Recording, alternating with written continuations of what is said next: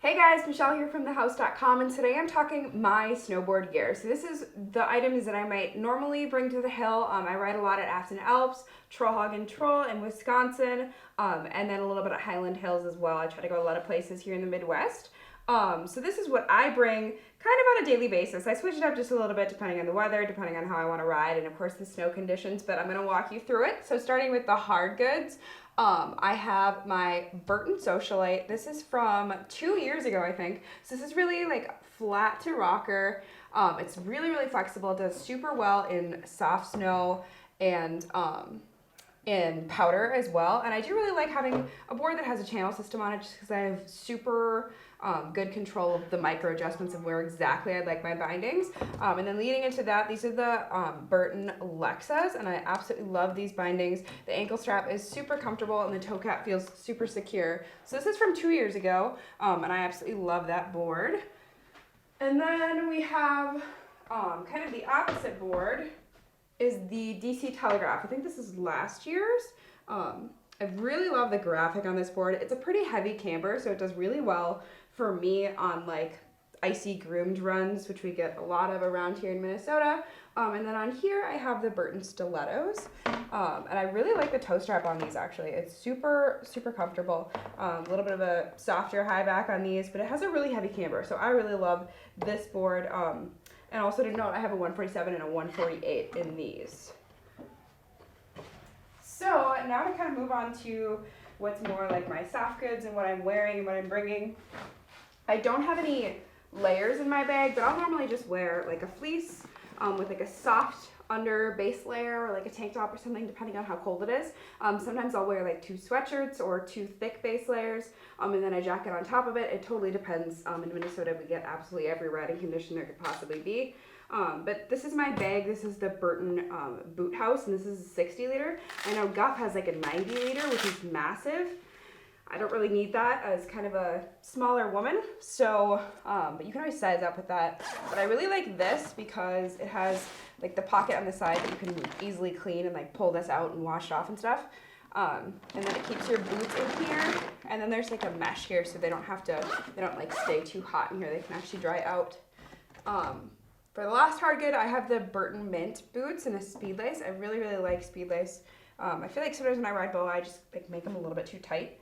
Just my own weird habit. But these are a really, really flexible boot, and they're super comfortable for all day riding. So I love those. Those are the Burton Mints. I think those are from last year or something. And then, let's see here. I have the Annan Greta helmet. Pretty simple one, pretty basic. Don't need it a lot, but I really encourage everyone just to wear a helmet all times because you never know who might cut you off on the hill or anything like that, so it's good to have a helmet with you. And then I have my goggles. These are the Spy Marshall goggles. I haven't had them for that long, but I absolutely love them. They really don't fog up much at all. It's kind of a cool color to match, you know, my whole setup and everything. They've got silicone on the inside, which I really like. They don't fog up much. It's pretty easy to change out the lenses with these ones, and they're super comfortable. Fit my face very well personally. And then they did come with another lens, so that's always good to have too. And then, so my hands always get cold. So I always wear like an underlayer glove too. I think these are the Roxy Liner gloves from this year, so from 2018. And they have like the touchscreen compatible thing here, which I actually use a lot. And then also, as soon as I get out of my car and I start putting everything on, I do really like to have just a thin pair of gloves and, you know, not doing up my boots and everything like that with a mitt on, but then my hands aren't cold, so I think that's a good option. And then I have the Burton Gore-Tex mitts. I'm not sure which model this is. It's from last year, so I don't think we have it anymore, but I really like that they have like the portion that'll actually hold on to your wrist because I have dropped my glove off a chairlift before and that is the worst. And then socks. I only have 1 pair in my bag right now, but usually I like to have 2 just in case they get like wet or hot or whatever. These are the Burton Scouts. I really like these. I also like the Burton Trillium socks a lot. I wear those a ton. And then I have a couple different like outfit setups that I wear on a regular basis, just kind of depending on the weather. This is from this year. This is the AK Anorak. It's Gore-Tex for women. And I just love, I didn't know how I'd love, you know, the anorak style, the pullover style, but I really, really like it for riding because it has like a full zip up the side. And it is Gore-Tex, so it's super waterproof. It has tons of storage, and they're all zippers, and there's vents and everything like that, but there's no insulation in this one, so it's kind of meant for like spring riding, which we're getting into now, and for layering underneath too. And then I have the Volcom Verdi bibs. I definitely like having the bibs in my snowboarding setup, just because I think on the warmer days it's really nice to be able to take off your jacket if you want to and just ride in your sweatshirt and everything, and then you don't have snow constantly going up your sweatshirt, especially since it's not waterproof to have a sweatshirt on, obviously. But there's lots of pockets and venting and all that good stuff. Those are super comfy. No insulation in those ones either, so that's also just kind of like for spring riding, but I could layer up underneath them and make them a lot warmer too. And then in the front pocket, let's see what I've got.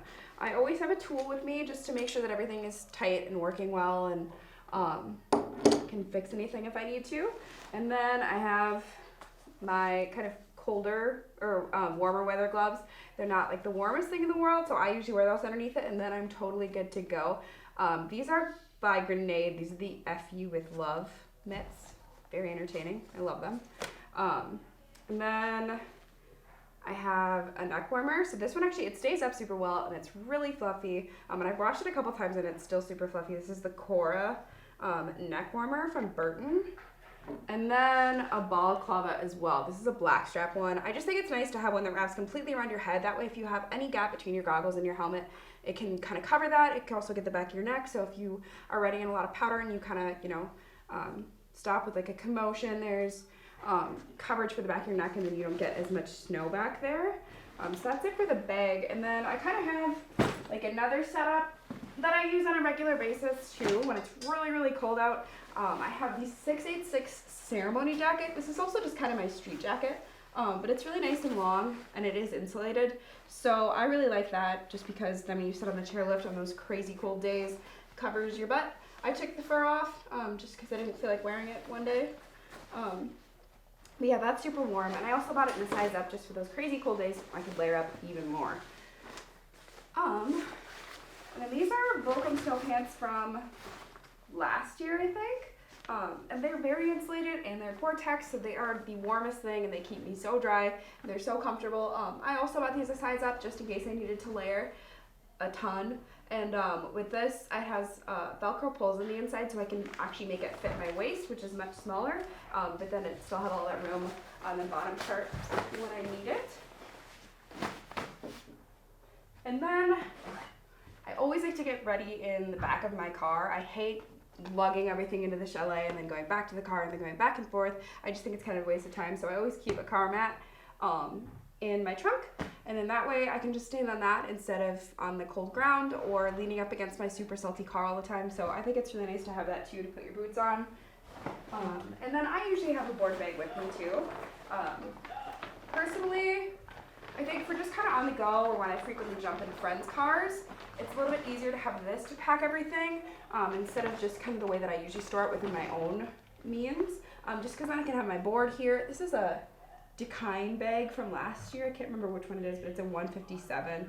And I just have so much room in here. I can put my board, boots, you know, helmet, pants and jackets, extra socks. There's even a pocket here so I can keep all my neck stuff and everything, and my gloves and everything separate. So that's really nice to me, to have a board bag just accessible.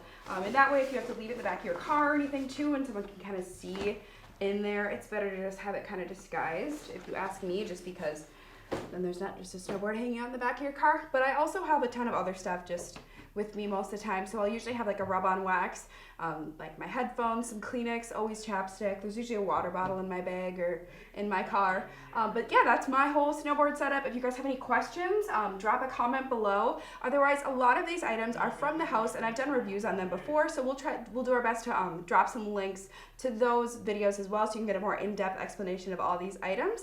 Don't forget to subscribe to our YouTube channel, and thanks for watching, guys. That's my whole snowboard gear setup.